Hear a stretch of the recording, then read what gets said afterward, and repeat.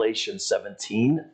And I tend to review too much because then people come that weren't here the last week, and then I don't want you to be lost. And so then we don't make as much progress as I wish we would make. But let's look at verse 7. We're in Revelation chapter 17, verse 7.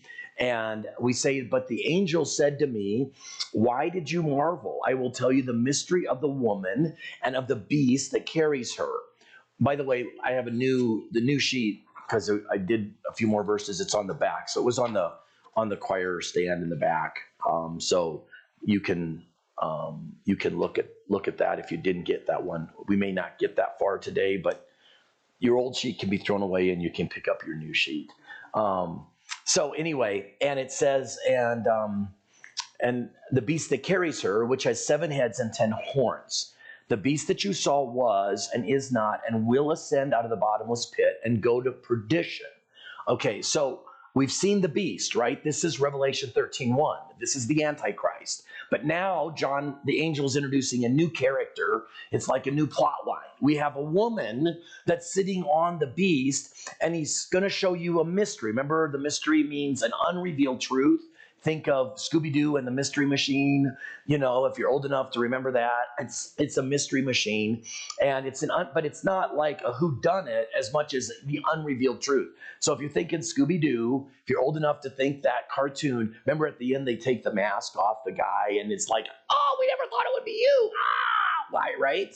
That's the unrevealed truth. So the mystery of this woman has been an unrevealed truth in the Old Testament. Just like the mystery of Christ in you, the hope of glory, is an unrevealed truth, because in the Old Testament, the Holy Spirit came on people and left, but now Christ's Spirit abides in us. That's an unrevealed truth that they didn't have in the Old Testament. So every time you see mystery, don't think Agatha Christie. Don't think that. Think unrevealed truth. Unrevealed truth. Okay? So this is an unrevealed truth. So the beast was and is not and will ascend out of the bottomless pit and go to perdition. So the beast is the Antichrist, and he's very active here in the tribulation.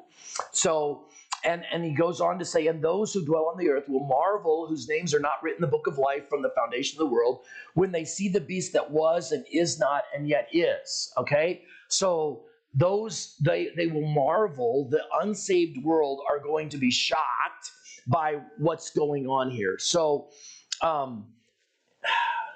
we already covered verses 3 to 6. So I'm hesitant to go back and review. If you're unclear while I'm talking, you can read in the notes verses 3 to 6 to kind of review for yourself where we are, because I talk about this Babylonian system, Nimrod, Genesis 10, 8 to 12, and that whole Babylonian system that is...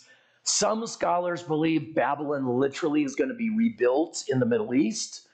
I tend to think this is Rome, but you can have that disagreement, and it's okay. I think that the Babylon is a metaphor for false religion and false civic government.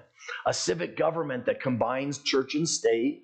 And you have a Babylonian system that has been true of Alexander the Great, has been true of Rome, has been true of every evil system because of the combination of those. So you had a false religious system that actually had a virgin birth as a part of that false religious system. And we think of the Tower of Babel, all of that. So the beginning of this Babylonian system that persists to this day is a work salvation coupled with an authoritarian government. So stop and think of history. Hasn't that been always the falling idea of every persecution? We were talking about Hoopmeyer, right? And when we stop and talk about great religious leaders that we would identify with, what they ran up against always was an entrenched bureaucratic work salvation that went along with a very, very authoritarian, call it a king, call it a communist dictator, call it whatever you want to call it, but an authoritarian. That's why I talk about we're in a parenthesis of human history where we have a republic, that's based on Christian principles that Jonathan Edwards was a prime architect spiritually of.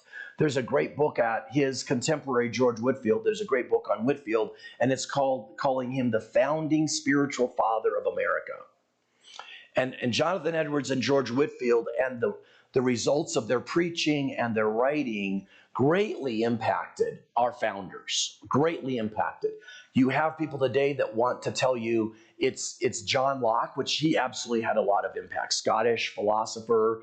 The consent of the governed is a Lockean idea. But the distribution of power is straight out of the Great Awakening and a view of man's depravity, that they watched how anytime men got in authority, they tended to chop off the heads of other people that disagreed with them. Right? Does that make sense? So that's my understanding of this. Good people, really good people, disagree. So you can read my thoughts there in verses 3 to 6. I really don't want to go back and talk about those. We did last week. So let's look at my notes on verses 7 to 8. Understand, the woman is the religious system and the beast is the Antichrist. It is the perfect symbol of a church-state relationship that Baptists have fought against for centuries. It is why our Baptist forefathers, that the reason it's so in my head about Hoopmeyer and Jonathan Edwards, all this kind of stuff, is because it's like my Sunday school lesson, right? So I got ahead of myself. You'll have to pardon me on that.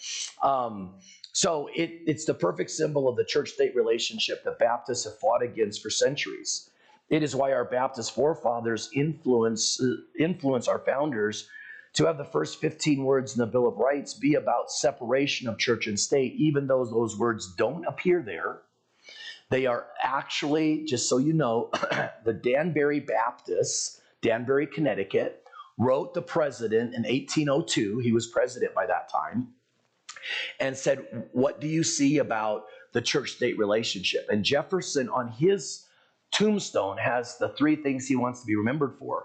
Writing the Declaration of Independence is one. The second one is his Religious Freedom Amendment in the Virginia Constitution that predates the Bill of Rights. In other words, he wrote stuff about freedom of religion before it was, he wrote that in the Virginia Constitution before it got into the United States Constitution, okay? 1802, he's the president, and he's asked by the Baptists of Danbury, Connecticut, what do you think? And in that letter, he says, we have built in the Constitution a wall of separation between church and state. That's where that comes from. Separation of church and state doesn't appear in the Constitution, and that's why I put it in quotes, because what we have in the first 15 words are an establishment clause, which means the state can't establish a church. That's so foreign to us today. What does that mean? They had established churches. Jonathan Edwards, when he's preaching, his salary was paid by taxes paid by the people in his church. In the city. It didn't matter if you were a member of the church or not.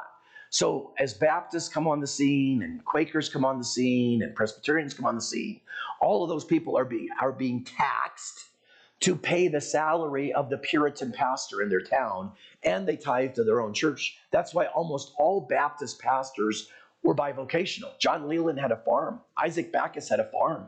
They had to be bivocational because their people were taxed to pay the Puritan pastor, or if they were in Virginia, North Carolina, South Carolina, it was an Anglican priest, because the state, each colony had their own state church except for Pennsylvania and Rhode Island. Rhode Island was Baptist, Pennsylvania was Quaker, William Penn was a Quaker.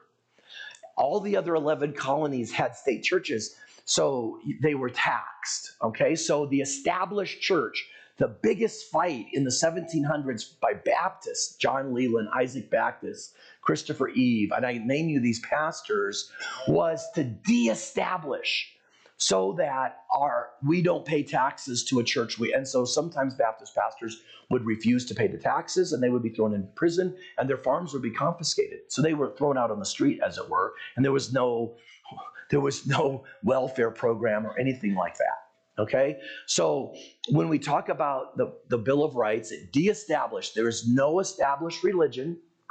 Okay, and then it said there's the Establishment Clause, and a freedom clause. In other words, you can worship, and I'm not quoting it exactly, you can look it up, but you can worship as you please, freedom of conscience. It has a two-prong, no establishment and freedom of conscience. So there is no separation of church and state.